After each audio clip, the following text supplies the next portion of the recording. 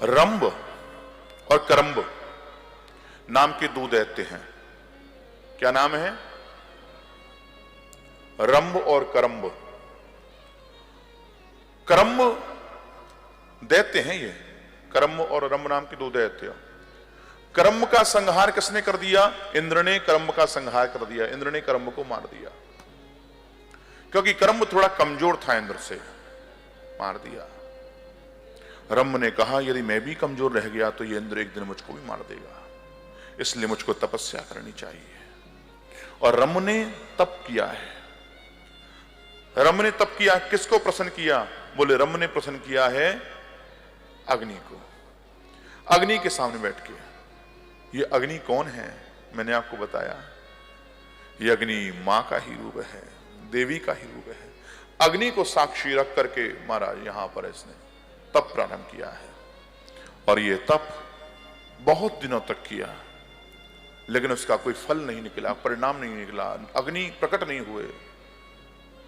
और जब बहुत दिन तक अग्नि प्रकट ना हुए तो रंभ ने कहा अग्नि प्रकट हुए नहीं, मुझे कोई फल मिला नहीं, और मैं अब आज इसको छोड़ दूं भी दूं और चला भी जाऊं लौट करके तो इंद्र मुझे मार डालेगा। जैसे मेरे भाई को मारा ऐसे मुझे भी इंद्र मार देगा।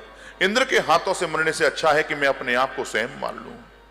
और क्या किया? इस रंभ ने अपने केश को पकड़ा। क्या किया है?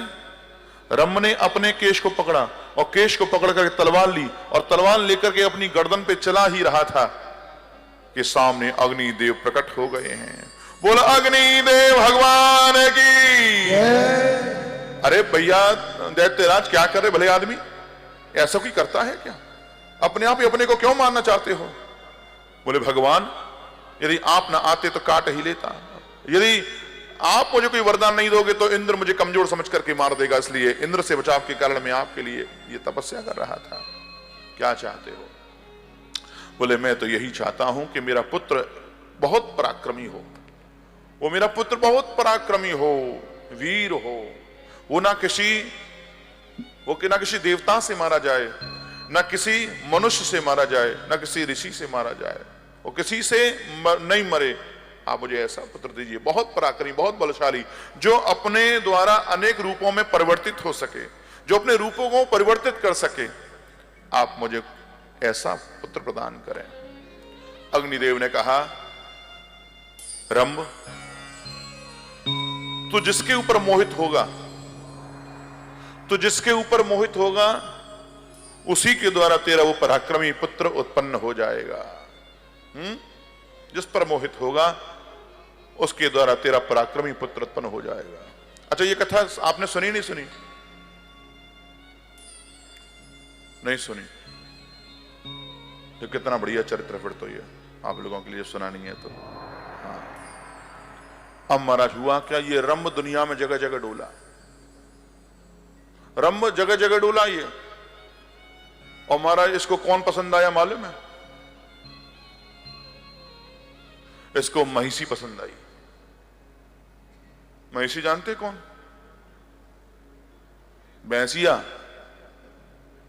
हाँ दुनिया में डोला, इसे कोई स्त्री समझ में नहीं आई, इसको भैंस समझ में आई, भैंसिया समझ में आई, महिषी समझ में आई। और कहा महिषी के साथ इसने रमण किया है, और महिषी के साथ इसने जो रमण किया है तो इसके महिषी के द्वारा एक महाराज बहुत बली पुत्र इसका उत्पन्न हुआ है। और महिषी से उत्पन्न होने के कारण उसका नाम क्या हुआ है? महिषासुर नाम हुआ है, महिषासुर नाम हुआ। और महाराज हुआ क्या है? एक महिष आगे जाकर के हुआ क्या? एक महिष इस महिषी के पीछे भागा है। इसको देख करके यह अपने प्राण बचा करके पहुंची है किसके पास में? रंभ के पास पहुंची। रंभ का और महिष का युद्ध हुआ, और उस युद्ध में उस महिष ने रंभ को मारा है महाराज। हाँ बाद में यक्षों की शरण में गई है, ये यक्षों की शरण में गई है और यक्षों ने इसकी रक्षा करी है। यक्षों ने इस महिषी की रक्षा करी है, और इससे जो बलवान पुत्र उत्पन्न हुआ महिषासुर हुआ है। धीरे धीरे करके बड़ा हुआ है। ब्रह्मा के लिए उन्होंने तपस्या करी है, और जो तपस्या करी ब्रह्मा प्रसन्न हुए, ब्रह्मा से वर मांगा मैं अमर हो जाऊं। ब्रह्मा जी ने कहा भले आदमी, अमर तो हम नहीं है, तुझे कहां से बना दे? अमर तो हम ही नहीं है, वो हम तुझे कैसे बना दें? जो टॉनिक हमारे पास में नहीं है वो टॉनिक तुझे कहां से दे दें भाई? हाँ, और कुछ मांग। बोले कि फिर एक काम करो, मैं ना किसी पुरुष से मरूं, ना किसी हिंसक जीव से मरूं, ना मैं किसी देवता से मरूं, किसी से भी नहीं मरूं, पुरुष जाति में उत्पन्न होने वाले मैं किसी भी जीव से ना मारूं। अब सोचने लगा स्त्रियों में इतनी कोई हिम्मत थोड़ी ना कि स्त्री मुझसे लड़ सके।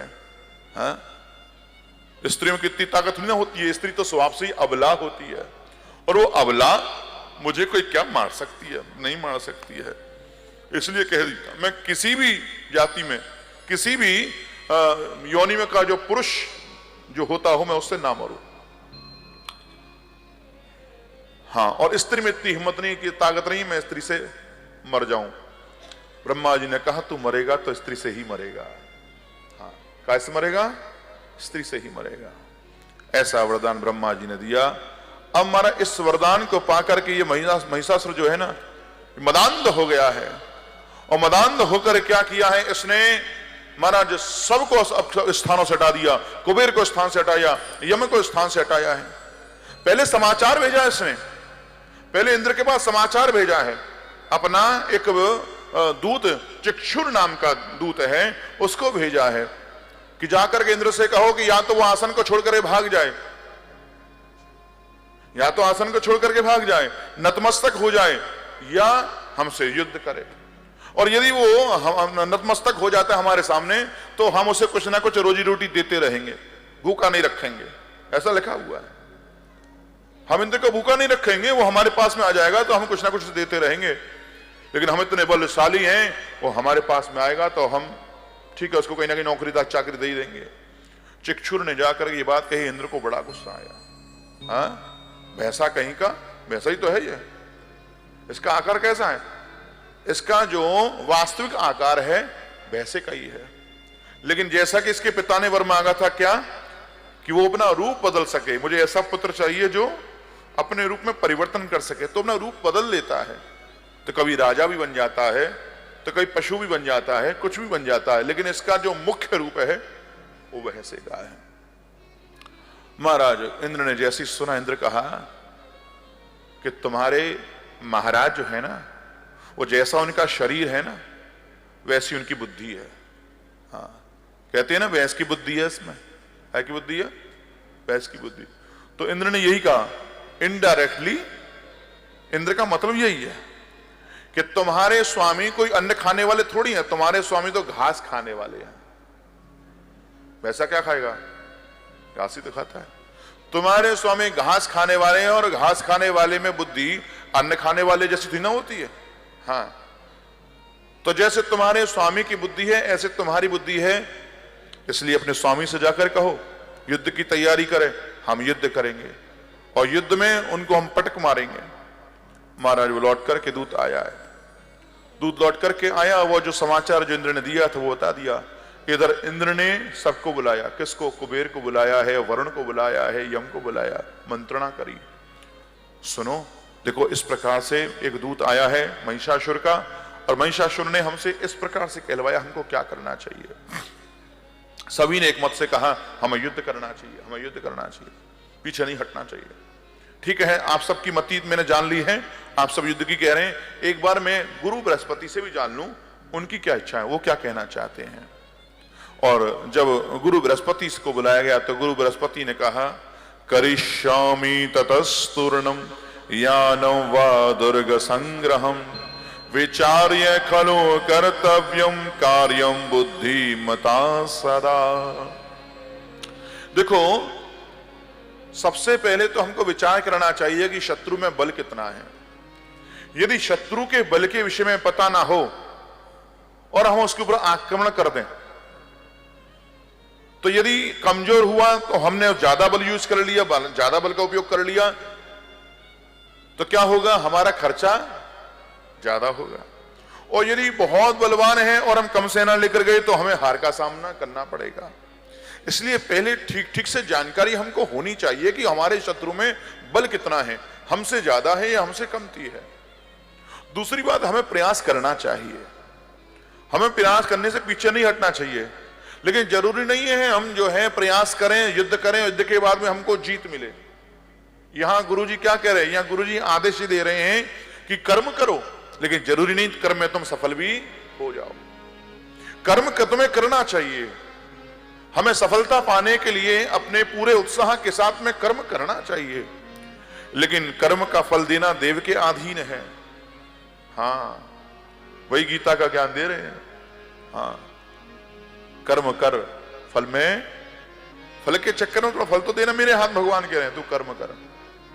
कर्मण्येवाधिकारस्ते मा फलेषु कदाचन, तू कर्म कर। तो इंद्र तुमको कर्म करना चाहिए, तुमको युद्ध करना चाहिए। जीत को और हार को तुम देव पर छोड़ दो, लेकिन पहले यह पता लगाओ कि उसमें बल कितना है। महाराज इंद्र ने अपने गुप्तचर भेजे और गुप्तचर भेज करके हमारा पता लगाया कि महिषासुर में बल कितना है। और महाराज दूत जब लौट करके आया तो हमारा उसने कहा कि भयंकर बल है उसके पास में, बहुत उसके पास में बहुत बड़े बड़े दैत्य उसके पास में, जिनके पास में बहुत बल है, सिंहों का सा बल है उसके पास में। हो क्या किया है भगवान विष्णु, भगवान शिव, ब्रह्मा सबको साथ में लिया और सबको साथ में लेकर के आज इस इंद्र ने महिषासुर से युद्ध करने के लिए ठान लिया है। महिषासुर के साथ युद्ध हुआ है और जो महिषासुर के साथ युद्ध हुआ है, इस महिषासुर के युद्ध में हमारा इंद्र पराजित हुए, शिव पराजित हुए, विष्णु भी पराजित हो गए और पराजय स्वीकार करके अपने अपने लोक को चले गए हैं। और जब अपने अपने लोक को ये सबके सब चले गए, तब इंद्र कौन सी खेत की मूली था, इंद्र को भी महाराज पद से हटा दिया गया है और महिषासुर स्वर्ग के सिंहासन पर जाकर के विराजमान हो गया है। सब पर कब्जा कर लिया है। कामधेनु गाय पर महिषासुर का कब्जा हो गया है, ऐरावत नाम के हाथी पर महिषासुर का कब्जा हो गया है, उच्चई शिरवा नाम के घोड़े पर महिषासुर का कब्जा हो गया, पारिजात वृक्ष के ऊपर में महिषासुर का कब्जा हो गया है। जितनी भी स्वर्ग की जो संपदा थी, उस संपदा के ऊपर में किसका कब्जा हो गया, महिषासुर का कब्जा हो गया। जैसे अभी कुछ दिन पहले अफगानिस्तान की सरकार गिर गई और आतंकवादियों का कब्जा पूरे में अफगानिस्तान पर हो गया ना, तालिबान, हाँ हो गया ना कब्जा। ऐसे ही महाराज सब पर कब्जा हो गया महिषासुर का। अब महाराज क्या करें, देवता इधर उधर भटकते डोले हैं और इंद्र घबराते घबराते महाराज गए हैं ब्रह्मा जी के पास में। हम कब तक ऐसे डोलते रहेंगे, हमारी ये दुर्दशा कब तक होती रहेगी, बरसों बीत गए, हम ठोकर खाते हुए यहां से अटक रहे हैं, हम क्या करें, हम कहां जाएं। तो महाराज ब्रह्मा जी उनको शिव के पास लेके गए, शिव जी विष्णु के पास में लेके गए हैं। और जब इनके पास में लेके गए तब भगवान विष्णु ने कहा कि सुनो, पहले हमने युद्ध करके देखा, ना तो ब्रह्मा, ना शिव, ना विष्णु, हम तीनों में से हम कोई भी उसको जीत नहीं सका है। इसलिए क्या करना है, बोले अब एक बात सुनो, ब्रह्मा जी ने उसको वरदान दे रखा है कि वो किसी पुरुष से मरने वाला नहीं है। तो किससे मरेगा, बोले कि स्त्री से ही मरेगा। तो इसलिए क्या करना होगा, बोले कि अब हमको अपने अपने तेज से एक स्त्री को उत्पन्न करना होगा। हाँ, अब हुआ क्या, जब ऐसे कहा है तब ब्रह्मा जी के अंदर से एक हमारा तीव्र ज्वाला निकली है, लाल वर्ण की हमारा तेज निकला है और लाल वर्ण का तेज जाकर के आकाश मंडल में उपस्थित हुआ है। कुछ ही देर में शिवजी के देह से भी चांदी के जैसा एक तेज निकला है। किसके जैसा, चांदी सदृश वर्ण वाला तेज निकला है और वो तेज उसी तेज में जाकर के मिल गया है। और कुछ ही देर में महाराज भगवान विष्णु के भी शरीर से ततो विष्णु शरीर तु तेजो राशि मिवा परम नीलम सत्य गुणोपेतम प्रादुरास महाद्युति। नील वर्ण का तेज निकला है। कैसा तेज निकला, भगवान विष्णु से नील वर्ण का तेज निकला है। और ऐसे ही महाराज जितने और देवता थे उनके द्वारा भी तेज प्रकट हुआ है। इंद्र के द्वारा एक गोल आकार का तेज प्रकट हुआ है, जाकर के वहीं समा गया। ऐसे ही कहते हैं कुबेर, यम, अग्नि, वरुण, इन सभी के शरीर से हमारा तेज निकला और वो तेज महाराज जाकर के एक साथ मिल गए हैं। वो तेज एक प्रकार से मिला है ना, तो ऐसा लगता है दूसरे हिमालय जैसा प्रतीत होता है, हिमालय पर्वत का सब प्रतीत होता है। और जैसे ही हमारा हिमालय का सब प्रतीत हुआ, थोड़ी ही देर में क्या हुआ है, त्रिगुणासा महालक्ष्मी सर्वदेव शरीरजा अष्टधस भुजा रम्या त्रिवर्णा विश्वमोहिनी। बोल देवी मैया की जय, बोल महालक्ष्मी की जय। क्या कहते हैं, कौन हुआ है? सभी देवताओं के शरीर से आविर्भूत वह नारी कौन है? त्रिगुणात्मिका 18 भुजाओं वाली मनोहर त्रिवर्णा महालक्ष्मी का प्राकट्य हुआ है। बोल देवी मैया की। इनका नाम क्या है? महालक्ष्मी। ये वो वाली लक्ष्मी नहीं है जो चंद दबाती रहती है भगवान के। हाँ, ये महालक्ष्मी है। और ये महालक्ष्मी के इसके कितनी भुजाएं? 18 भुजा, अष्टादश भुजा रम्या, 18 भुजाएं हैं महाराज। 18 भुजाओं को लेकर के प्रकट हुई है। सभी का तेज इसमें समाहित है। कहते हैं भगवान भोलेनाथ का जो तेज है, भगवान भोलेनाथ के तेज से ये गौर वर्ण की हुई है। कैसा वर्ण है इनका? गौर वर्ण की हुई है। और कहते हैं कि महाराज यमराज के तेज से उनके कोमल घुंघराले बहुत से लंबे मेघ के समान वर्ण वाले मनोहर केश हुए हैं, यम के तेज से। और महाराज अग्नि के तेज से उन भगवती के तीनों नेत्र बने हैं। अग्नि के तेज से तीनों नेत्र बने हैं महाराज। और महाराज तीनों नेत्रों के महाराज कलर भी अलग अलग हैं। तीनों नेत्रों के अलग अलग रंग हैं। कैसे हैं? काले, लाल और श्वेत हैं महाराज। आहा हा, उनकी वोहें दोनों संध्याओं के तेज से बनी है महाराज। हाँ, और कहते हैं उनकी दोनों कान वायु के तेज से बने हैं। दोनों कान कैसे बने हैं? वायु के तेज से बने हैं। और बता रहे हैं उन देवी की भुजाएं जो हैं वो विष्णु के तेज से प्रकट हुई हैं। भुजाएं कैसे? विष्णु के तेज से प्रकट हुई हैं। और उनके जो रक्त वर्ण की उंगलियां जो हैं वो कैसे प्रकट हुई? वो वसुओं के तेज से प्रकट हुई हैं। वसु के तेज से उनकी उंगलियां प्रकट हुई हैं। कहते हैं उनका जो वक्ष स्थल है वो चंद्रमा के तेज से आविर्भूत हुआ है महाराज। कहते हैं उनका जो मध्य भाग है वो इंद्र के तीर से उत्पन्न हुआ है। हाँ, उनकी जो जंगा हैं और उनका जो जंगा और उरु प्रदेश जो है वो वरुण के तीर से उत्पन्न हुआ है महाराज। ऐसा यहां बता रहे हैं। इस प्रकार से महाराज मनोहर नेत्रों वाली मां भगवती प्रकट हुई हैं। और जैसी मां भगवती प्रकट हुई हैं सभी देवताओं ने आकर के उनको महाराज कुछ ना कुछ भेंट किया है। कह रहे क्या? क्षीरोदशांबरे दिव्ये रक्ते सूक्ष्मे तथा जने और निर्मलंच तथा हारम प्रीतस्तस्यै सुमंडितम।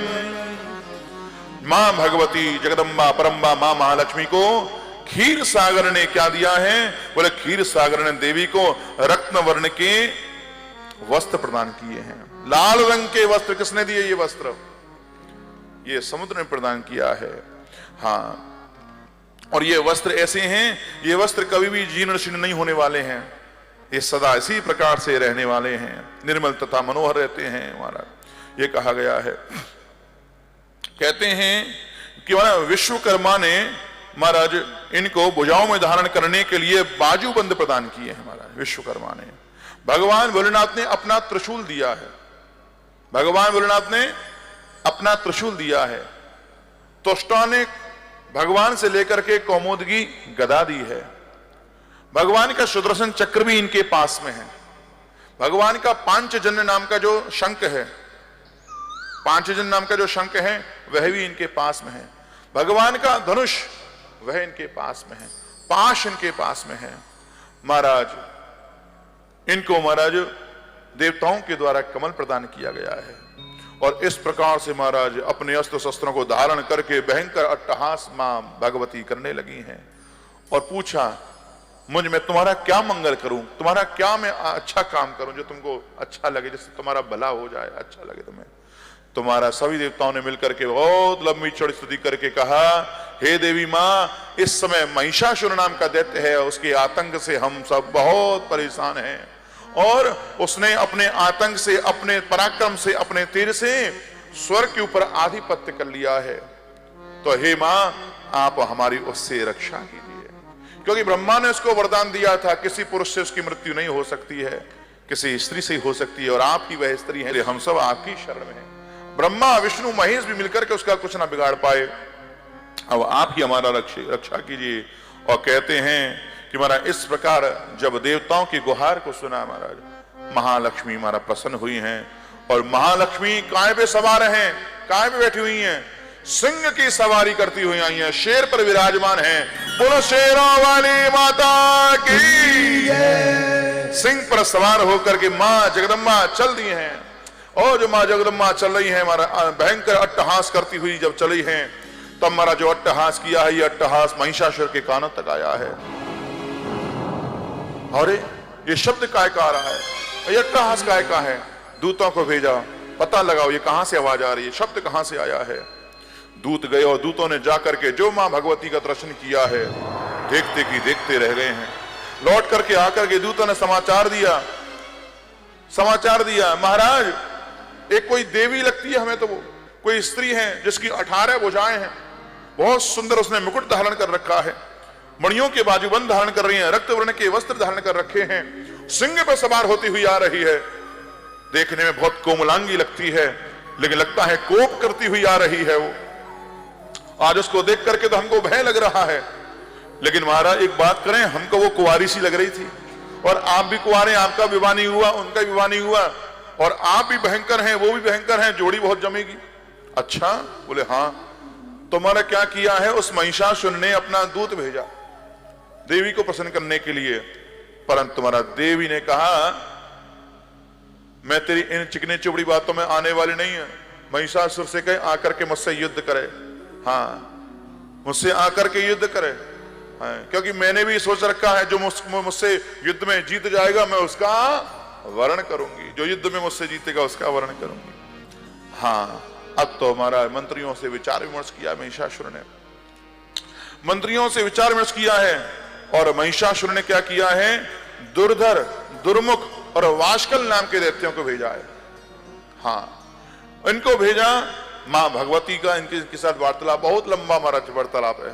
हाँ, अब युद्धों का वार्तालाप क्या बताएं, अब सीधी सी बात यह है कि युद्ध होना है आपस में, तो आपस में इनका युद्ध हुआ और मां भगवती ने इनका संहार किया है।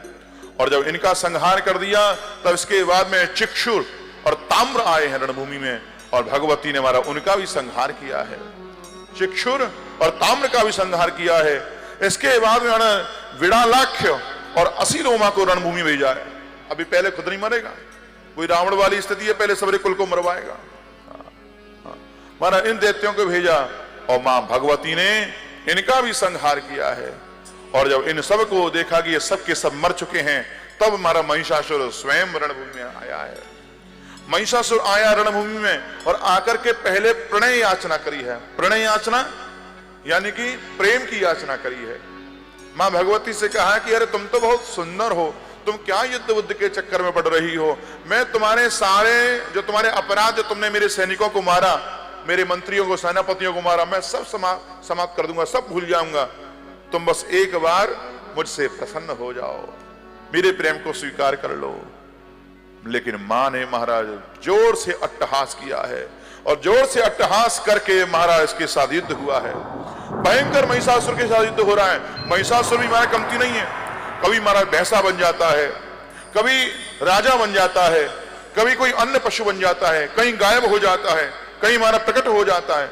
इसने भी हमारा अपनी भयंकर माया फैलाई है, महाराज भयंकर माया फैलाई। और महाराज कितनी माया फैलाए, लेकिन माता तो कौन है? ये योग माया है।